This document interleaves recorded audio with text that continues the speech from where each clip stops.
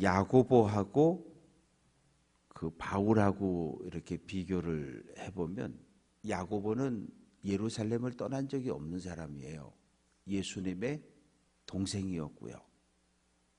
그리고 이 야고보가 편지를 썼는데 이 야고보서는 로마 제국 전체에 흩어져 살아가고 있는 디아스포라 유대인들 가운데 예수를 믿고 교회 안에 들어온 성도들을 대상으로 쓴 편지가 야고보서입니다. 그러니까 야고보서를 받는 사람들은 일단 하나님을 아는 사람들이에요. 구약 성경을 아는 사람들이에요. 믿음이 있는 사람들이에요. 믿음이 있는 디아스포라 유대인들을 향해서 믿음이 있느냐?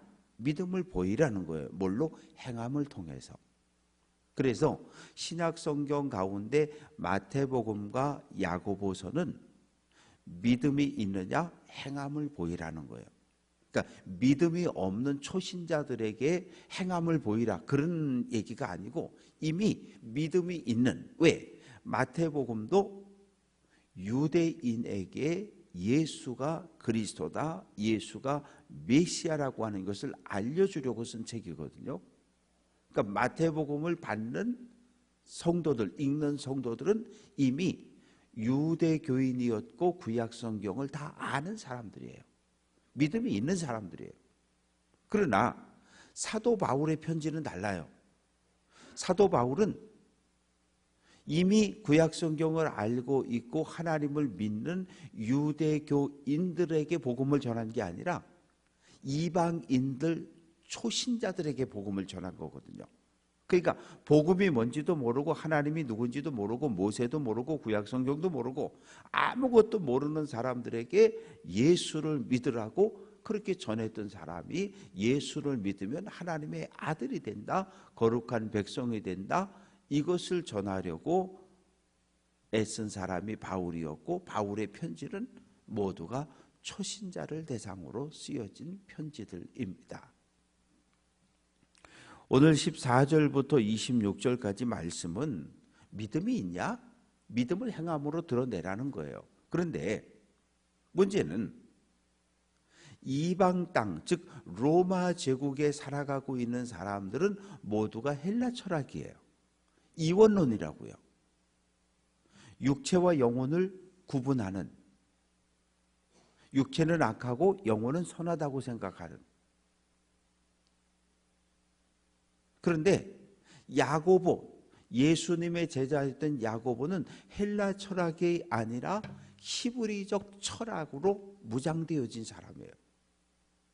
히브리인들에게 있어서 육체와 영혼을 나누는 건 없어요.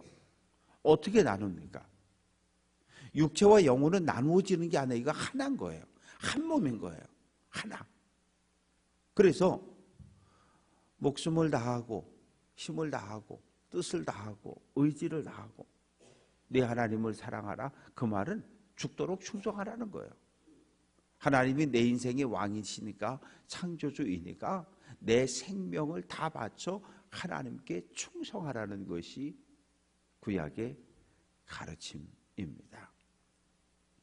그래서 14절 내 형제들아, 만일 사람이 믿음이 있노라 하고 행함이 없으면 무슨 유익이 있겠느냐.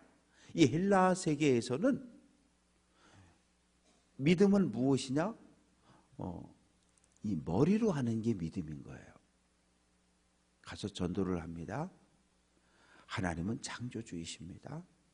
그런데 그 하나님이 사람을 구원하려고 이 땅에 내려오셨는데 와, 어린 아기 예수의 모습으로 오셨어요. 아시겠어요?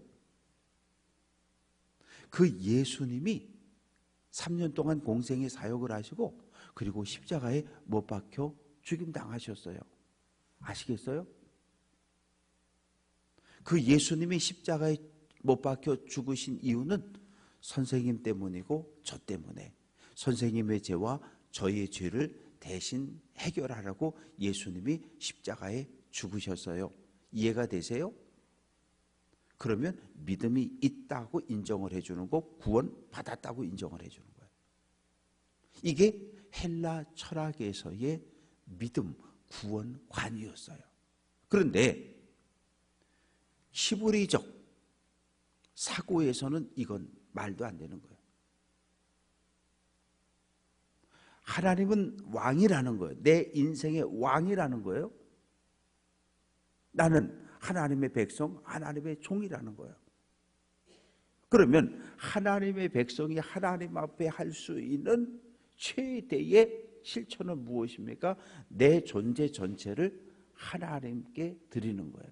내 존재 전체를 하나님께 쓰이도록 영광을 돌리는 거예요. 그래서 행함이 믿음이 있다고 주장하는데 행함이 없으면 그거 아무짝에 쓸모없는 믿음 아니냐. 야고보는, 마태는 행함이 없는 믿음은 믿음이 아니라고 이야기하는 거예요. 죽었다고, 죽은 믿음이라고 이야기하는 거예요. 그러면서 구체적으로 만일 형제나 자매가 헐벗고 일용할 양식이 없는데 유대교의 박해를 당해서 고난을 당해서 억압을 당해서 모든 재산을 다 약탈당하고 빼앗기고 그저 겨우 어렵게 매일 하루하루의 삶을 살아가고 있는데 너희 중에 누구든지 그에게 주일 예배 끝났어요? 와서 보니까 제대로 먹지도 못해서 굶주렸고 옷도 다 빼앗겨서 없어요? 그런데 헤어지면서 말하기를 권사님 안녕히 가세요. 배부르세요. 따뜻하세요. 아니 뭘 줘야 되잖아. 굶주리는 거 뻔히 아는데 쌀을 주지 않고 추워가지고 덜덜덜 떠는데 옷을 주지 않고 말로만 평안하세요. 샬롬. 배부르세요. 따뜻하게 주무세요. 그건 믿음이 아니라는 거예요. 그래서 17절 이와 같이 행함이 없는 믿음은 그 자체가 죽은 것이라. 나무들을 보셨죠? 나무가 뿌리가 죽으면 나무도 죽은 거예요. 그런데 뿌리가 썩어서 뿌리가 죽었는데도 그 나무가 어느 정도는 서 있어요. 잎이 푸르러요. 그런데 시간이 지나면 잎이 마르고 떨어지고 그제서야 사람들은 죽었다라고 이야기하는 거예요. 행동하지 않는 믿음을 죽은 나무에 비유하고 있는 거예요. 믿음이 있느냐? 실천하지 않고 행하지 않으면 그건 죽은 믿음이라는 거예요. 죽은 믿음은 믿음이 아니라고 이야기하는 거예요.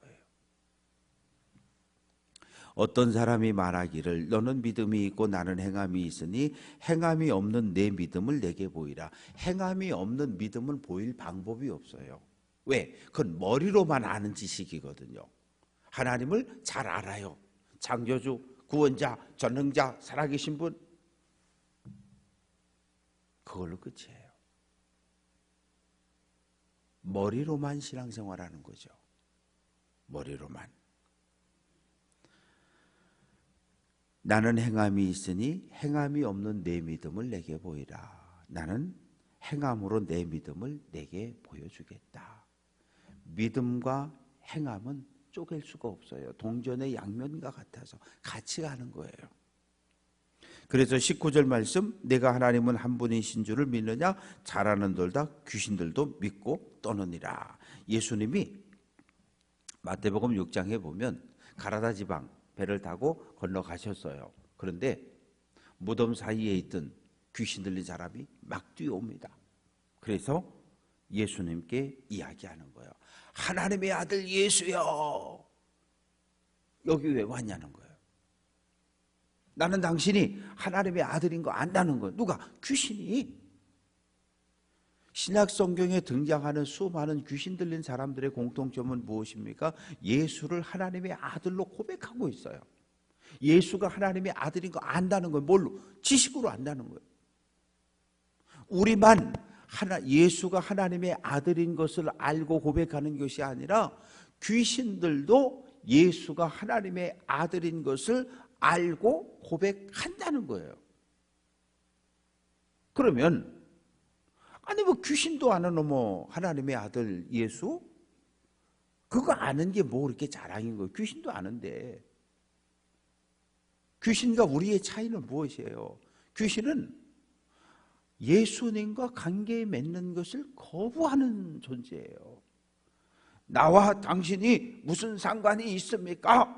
난 당신과 관계 없는 삶을 살 겁니다. 이렇게 주장하는 게 귀신이에요. 그러나 우리는 뭐예요? 예수님과 관계 있는 삶을 살겠다고 지금 이 새벽을 깨워서 나온 거잖아요. 우리는 예수와 관계 있는 삶. 이걸 뭘로 보여주는 거예요? 이건 행동으로만 가능한 거예요. 행동으로만. 아, 허탄한 사람아, 행함이 없는 믿음이 헛것인 걸, 죽은 믿음인 것을 알지 못하느냐.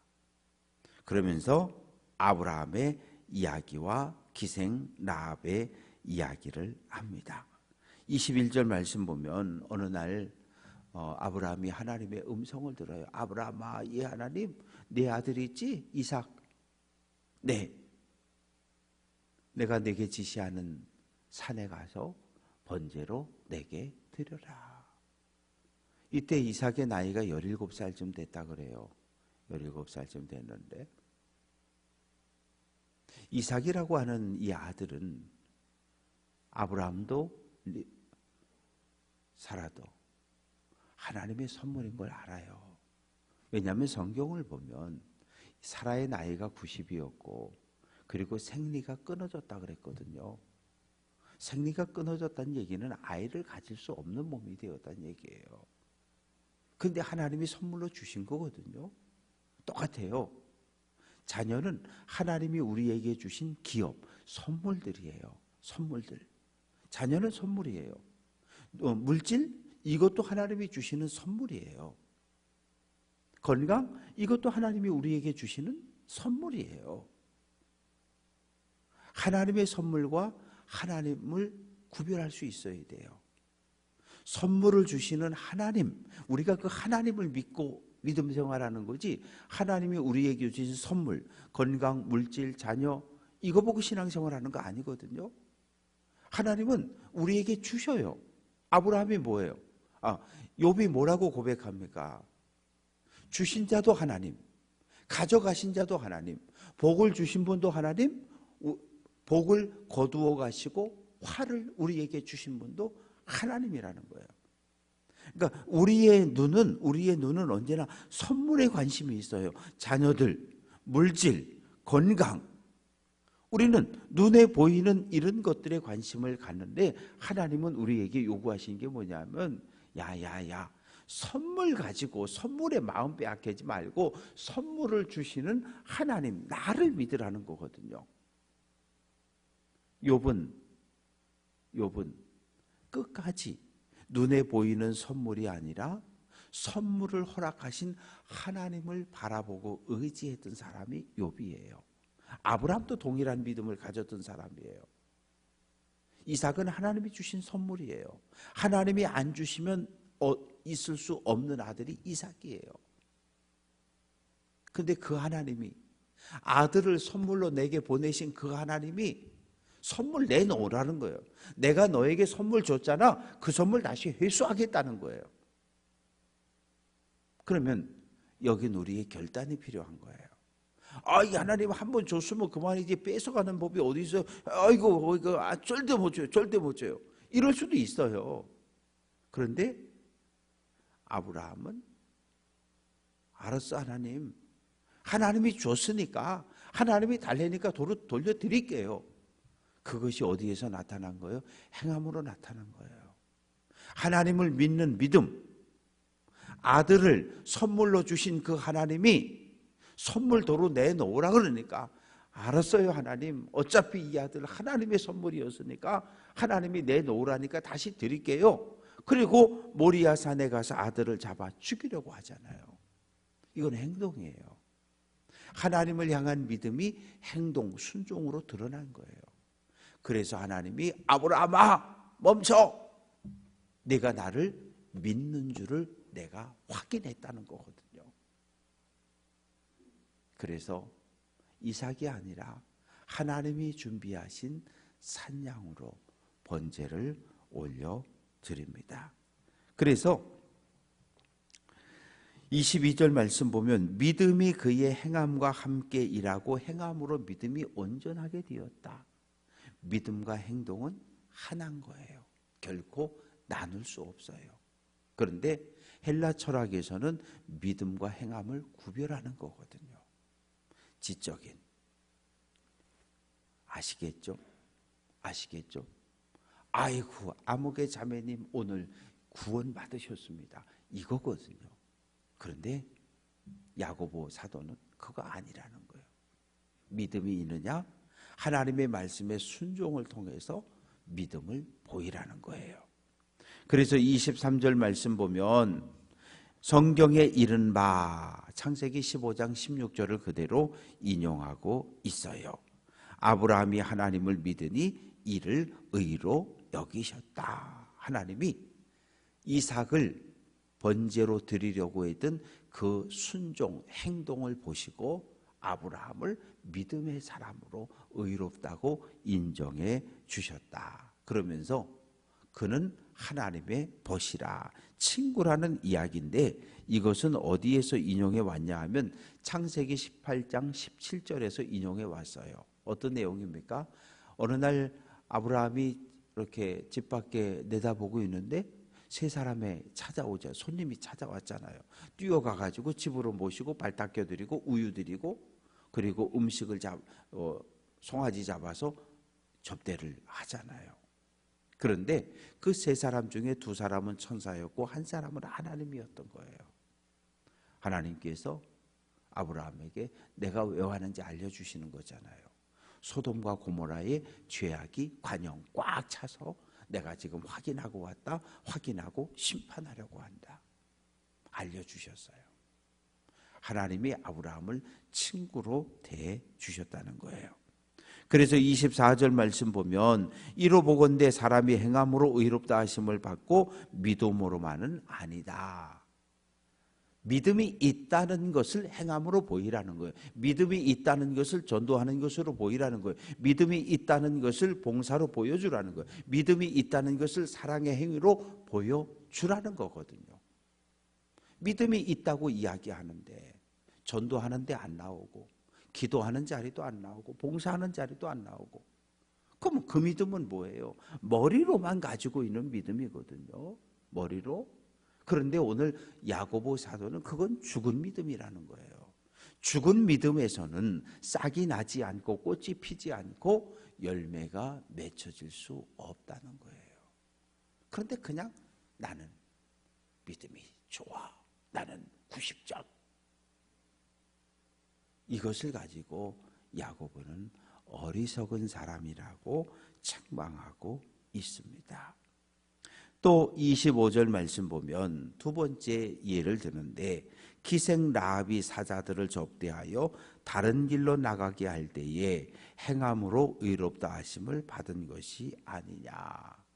기생 라합 여리고성에 살던 사람이죠. 소문을 들었어요. 하나님에 대한 소문을 들었어요. 하나님이 애굽에서 430년 살던 한 무리 이스라엘 사람들을 해방시켜 주셨다.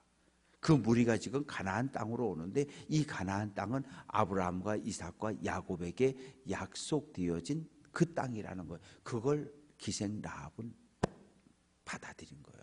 아, 그 말이 맞아. 그러면 내가 어떻게 해야 돼? 그런데 마침 정탐꾼 2명이 성 안에 들어왔다가 발각이 돼서 자기 집으로 뛰어들어왔어요. 방법은 둘 중에 하나잖아요. 내가 여리고성 편을 들면 그냥 119, 112에 전화해서 우리 집에 간첩 2명 왔어요. 신고하면 돼요. 근데 그렇게 하지 않아요. 어떻게 합니까? 이 정탐꾼에게 이야기하는 거예요. 나는 하나님이 살아계신 분임을 믿는다. 그 하나님이 여러분을 애굽에서 지금 여기까지 인도해 준 것도 믿는다. 나는 하나님이 여러분을 요단강 건너 이 땅을 차지하게 할 것도 믿는다. 내가 당신들을 살려주겠다. 숨겨주겠다. 하나 조건이 있다. 나와 우리 가족을 살려달라. 여리고성 백성들 입장에서 보면 기생 라합은 나쁜 사람이에요. 왜? 동족을 배반했으니까. 그런데 기생 라합은 뭘 생각하는 거예요? 하나님의 편에 설 것인가? 여리고 편에 설 것인가? 하나님 편에 서면 사는 거고 여리고성 편에 서면 죽고 멸망당하는 거예요. 이때 여기에서 결단하는 거예요. 하나님 편에 서기로. 그래서 기생 라합은 정탐꾼을 숨겨주었고 몰래 성 밖으로 빠져나가 도망갈 수 있도록 길을 열어주었고, 그래서 여리고성이 멸망당할 때 기생 라합과 그의 가족들은 구원을 얻습니다. 26절 영혼 없는 몸이 죽은 것 같이 행함이 없는 믿음도 죽었다. 영혼 없는 몸이 죽었다. 예수님이 십자가에서 돌아가실 때 마태복음 25장 50절 말씀 보면 예수께서 다시 크게 소리 지르시고 영혼이 떠나갔다. 영혼이 떠나갔다는 거예요. 육체 안에 들어와 있던 하나님이 허락한 생명이 떠나갔다는 거예요. 육체와 영혼이 하나인데 죽음을 통해서 분리되는 것, 원래의 자리로 돌아가는 것. 말씀을 정리합니다. 야고보 사도가 우리에게 가르치는 것은 믿음이 있음을 전제로 하는 거예요. 믿음이 있느냐? 그러면 말씀에 대한 순종으로 보이라는 거예요. 보이라는 거예요. 믿음이 있느냐? 선행으로. 믿음이 있느냐? 전도로. 믿음이 있느냐? 봉사로. 믿음이 있느냐? 기도와 예배로, 찬양으로 보이라는 거거든요. 말씀을 정리합니다. 어떤 경우에도 믿음과 삶은 나누어질 수 없어요. 하나입니다. 믿음이 있는 사람은 사랑을 실천하고, 믿음이 있는 사람은 예배자가 되고, 믿음이 있는 사람은 전도자가 되고, 믿음이 있는 사람은 봉사자로 삶을 살아가는 거예요. 아무것도 안 하면서 믿음이 있다고 주장할 수 있어요. 그것을 야고보 사도는 죽은 믿음, 열매 맺지 못하는 믿음, 꽃 피우지 못하는 믿음, 즉 가짜라고 이야기하고 있는 거예요. 그럼 우리는 선택과 결단이에요. 하나님의 말씀을 순종하고 실천하는 살아있는 믿음의 자리에 설 건지, 그냥 에이 나 하나님 믿어, 주일날 예배 한번 왔다 가면 되지, 뭐 아무것도 안 하면서도 난 믿음이 좋아, 그런 열매 없는 죽은 믿음의 삶을 살아갈 건지는 여러분의 결단입니다. 아브라함이나 기생 라합처럼 하나님의 말씀을, 하나님을 신뢰함으로, 하나님의 말씀에 순종함으로 하나님 편에 서서 하나님의 역사를 이루어가는 귀한 성도들 될 수 있기를 주님의 이름으로 축원합니다.